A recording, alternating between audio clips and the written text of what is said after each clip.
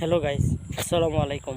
আমি মাহবুব রহমান আজকে আপনাদের সামনে জমি জমা বিষয় নিয়ে কিছু তথ্য উপস্থাপন করতে যাচ্ছি।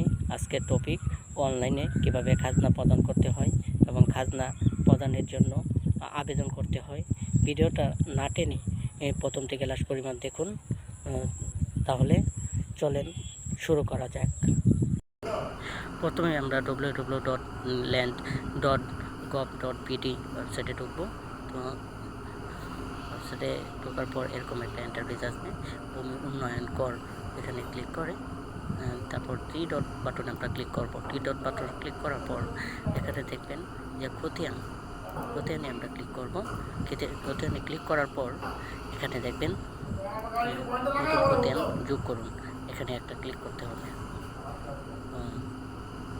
এখানে ক্লিক করার পর আপনার বিভাগ, প্রথমে বিভাগ, তারপর হচ্ছে জেলা, তারপরে হচ্ছে আপনার উপজেলা, তারপর হচ্ছে মৌজা সিলেক্ট করে নেবেন।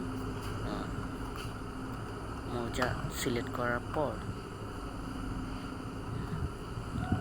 মৌজা আমরা এখান থেকে সিলেক্ট করে নেব। তো মৌজা সিলেক্ট করার পর এখানে আমরা খতিয়ানের ধরন দিব। তো এখানে বিআরএস খতিয়ান। তো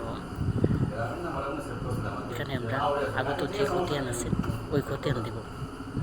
হ্যাঁ, খতিয়ান দেওয়ার পর এখানে হোল্ডিং নাম্বার আমরা হোল্ডিং নাম্বার যা আছে এখানে আমরা তা প্রবেশ করাব। তারপরে আমাদের এখানে একটা কাজ করতে হবে, সেটা হচ্ছে যে বিআরএস রেকর্ডটা আছে ওইটা আমরা এখানে দিয়ে দিতে হবে। অবশ্যই এটা জিপিএনজি ফরম্যাটে হবে। তো মালিকানা নিজস্ব ধরন দিয়ে সংরক্ষণে ক্লিক করতে হবে। সংরক্ষণ ক্লিক করার সাথে সাথে অটোমেটিক ওটা সংরক্ষণ হয়ে যাবে। এখানে দেখা যাবে যে